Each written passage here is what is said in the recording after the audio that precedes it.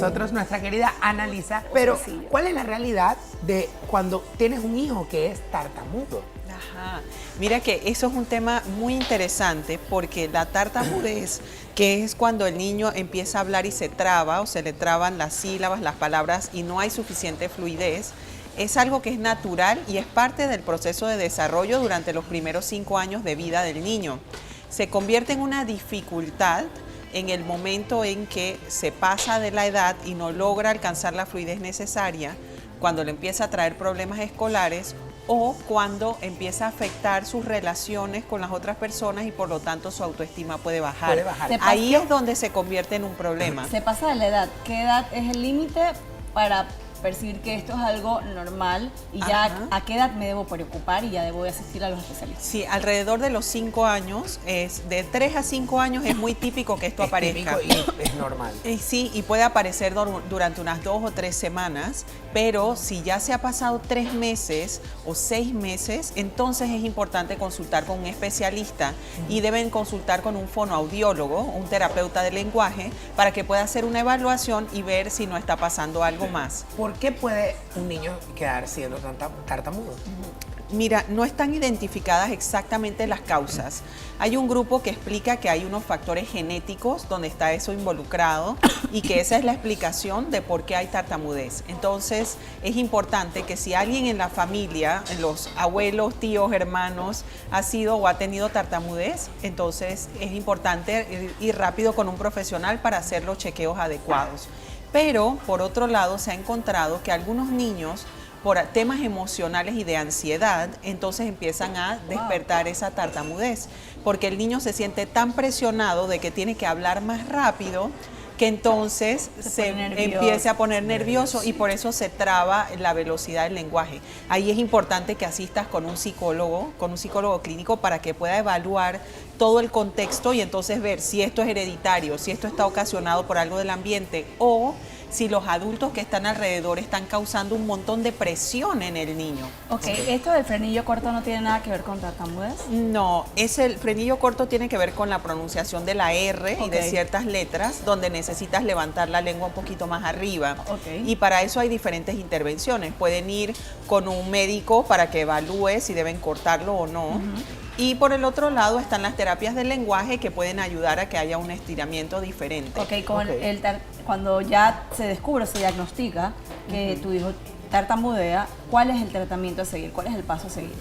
Hay varias cosas importantes. Tienes que aprender a mirar al niño a los ojos y mirarlo con aceptación, con calma, respirar y acompañarlo en el proceso. Incluso si el niño necesita hablarte o mencionarte que se siente mal y pregunta por qué no puede hablar más rápido, hay que acompañar al niño en el proceso y explicarle que eso es solamente un periodo y que más adelante va a poder hacerlo bien, que está aprendiendo a hablar y está practicando.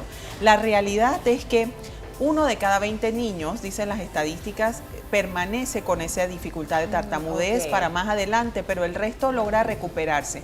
Lo que hemos visto muy frecuentemente es que los adultos se desesperan, entonces el niño empieza a hablar y le terminan la frase, y eso es completamente inadecuado. Yo creo que una de las frases más comunes, tanto en estimulación temprana como en la educación, es que cada niño tiene su velocidad de aprendizaje o su velocidad de evolución. Eso lo sabemos, que no hay que comparar a los niños.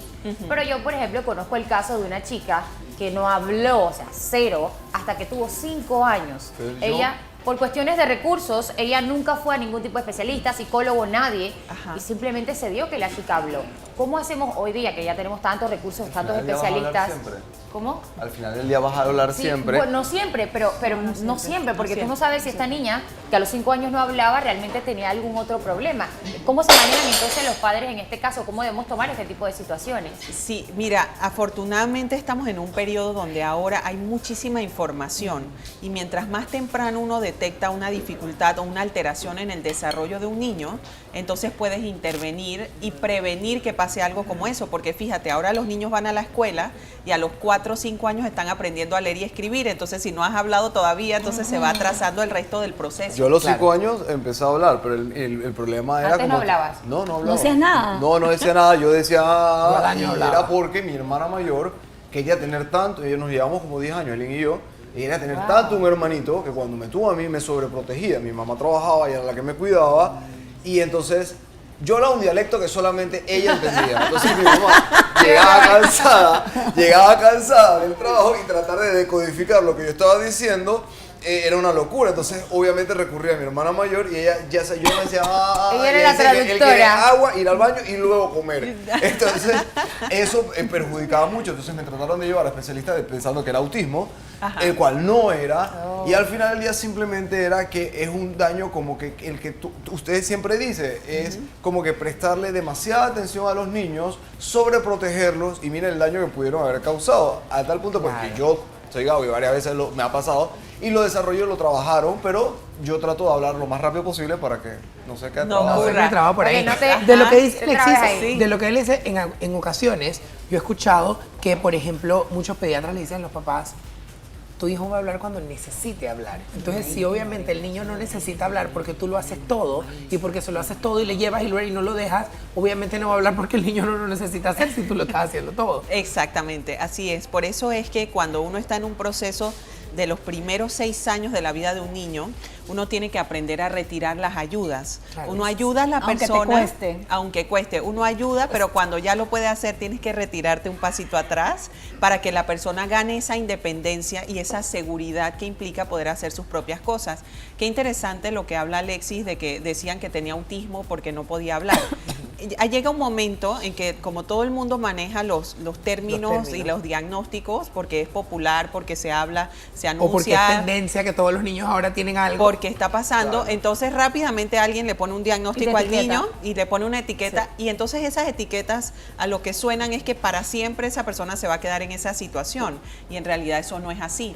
Cuando uno está hablando de un diagnóstico, por ejemplo, como mencionas autismo, no solamente hay un problema de lenguaje, el niño no puede mirar a los ojos, no responde a su nombre, no aprende las cosas básicas Está que corresponden a la desconectado. edad, está desconectado, exactamente. Entonces, si alguien le dice a otra persona, oye, es que este niño está tartamudeando, entonces debe ser que tiene un diagnóstico de un trastorno, realmente puede causar un pánico innecesario. Claro. Es Esa importante. gente impertinente. Que Exacto. opina Hay que que ir- no ha estudiado eso, No, que no, no, no, es no. médico y quiere opinar de lo que no le conviene. Y que no tiene hijos. Y que no El tiene tipo- hijos, el porque esos tipo son los era- expertos opinando. El tipo recién era médico, el tipo estaba investigando y demás, y estaba llevando, pero al final el tipo decidió que era. Y en segunda opinión ya dijeron, no, el muchacho lo único que tiene, bueno, hay que también ver que yo soy bastante raro, ¿no? Pero es bien, bien Y si tú rarito. me ves ahora que me he acoplado por medio de la sociedad y que aprendí a cocinar, pero tú me ves de chiquito y era bastante raro. Porque bueno, Alexis pero mira, tiene un esa es montón una de cosa que yo etiquetas que tiene que mencionaba. votar. Esa es una cosa que yo mencionaba anteriormente y era que como educadores, tú llegas y tú estás con el niño y eres casi que la mamá de ese niño, pero no eres especialista en estimulación temprana, no eres psicólogo, no eres psiquiatra, no eres doctor. Entonces los teachers a veces cometemos el error de que con tantos años de experiencia creen que se la saben todas, pero no, señor, usted no es Pero eso especialista. es lo que yo quiero. Tengo una pregunta. Estimulación temprana, pues yo no sé, pero yo acabo de escuchar esos términos de hace un par de años para acá. Siempre ha existido, solo que no se le ha dado ¿qué tanta tanta importancia? estimulación necesita un niño que acaba de recién nacer? O sea, Muchísimo, no tienes idea. Valeria recibe un montón de terapias. de terapias, pero obviamente fue por una condición. Eso sí lo puedo lograr entender. Pero un niño que ha nacido está recién nacido, de una vez lo empiezan a estimular. ¿Para qué tanto? O sea, ¿Sabes qué pasa? Que lo que pasa es que estamos viviendo unos tiempos que son distintos a los anteriores.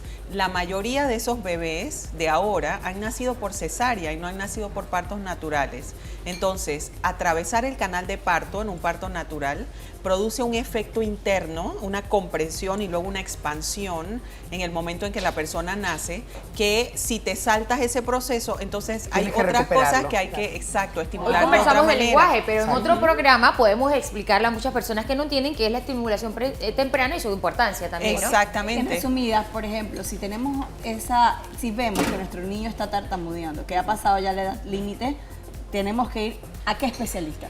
Pueden ir con un psicólogo clínico Ok. que haga una evaluación completa, pero va a ser un terapeuta de lenguaje o un fonoaudiólogo la persona que va a hacer la intervención para poder ayudar al niño a hacer el cambio. Ok. Sí, hay terapia, sí se puede. Simplemente hay que observar. Exacto. La observaterapia, como le digo yo. Exactamente. Estar ahí. Y lo que es muy importante es cuidar la parte emocional del niño, porque Sí. si un niño está tartamudeando, porque está asustado, porque tiene miedo, porque lo están presionando, se imaginan los niveles de estrés que está viviendo esa persona tan O chiquitita. sea, que a eso es algo que prestarle atención Muchísima también. atención porque es completamente injusto, ¿no? Así es. Si nosotros como adultos cuando estamos estresados sentimos en nuestro cuerpo y es terrible, ahora imagínense un cuerpo tan pequeño y tan inmaduro Claro. en esa situación. Así es. Entonces eso hay que cuidarlo. Annalisa, muchísimas gracias por tu conocimiento siempre y por compartirlo con nuestros televidentes, tu información de contacto para el público. Gracias. Logros, Centro Terapéutico Integral, 264-4639, www.logrospanamá.com.